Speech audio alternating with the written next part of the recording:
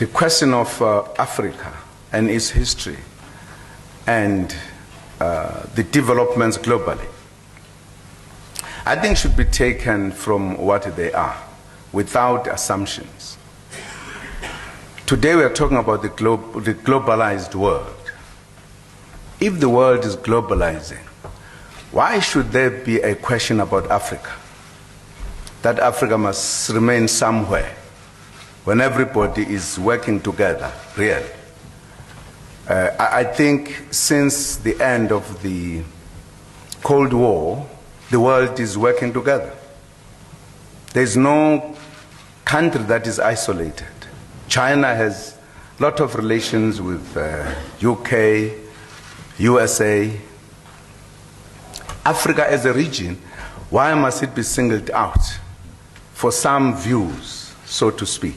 I don't think, in my own understanding, much as the question are understandable, but I think it's being unfair to Africa. Why should Africa be told who must have relations with and not this one and that one? Mm-hmm. I don't think that talks to our acceptance of globalization.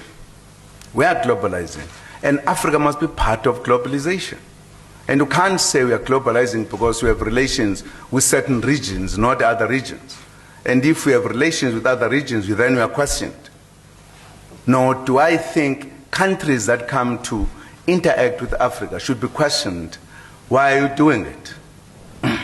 I think it is in the nature of globalization that, in fact, Africa is saying it can no longer be bypassed by events that change the world.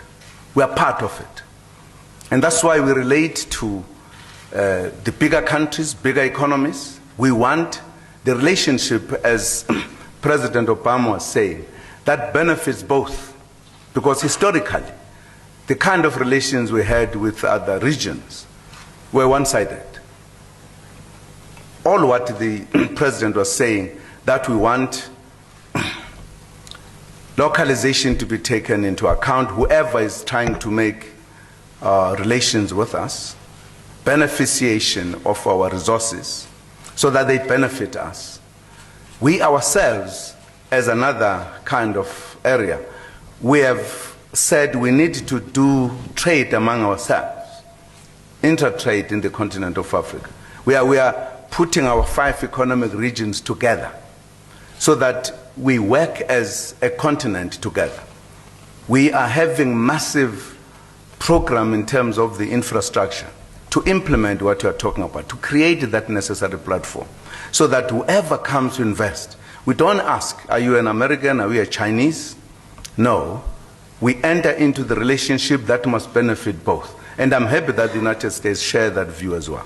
So that is how these interactions are interpreted insofar as the African continent is concerned. We have been growing to speak with one voice, and we are now speaking in one voice as a continent.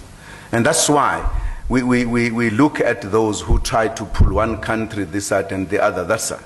That's why even the relations that we have with other regions, we are trying to do them as a unit, as an entity, as a region, rather than as individual countries. So that's what is happening. So we don't regard those who come to us that they are coming here because of other reasons that we don't know. We take them genuinely that we are establishing relations that must benefit us, who must also appreciate the history of the continent, where we come from, why we are lagging behind, what is that they could do to help us in terms of the relationships that we have to move forward as well.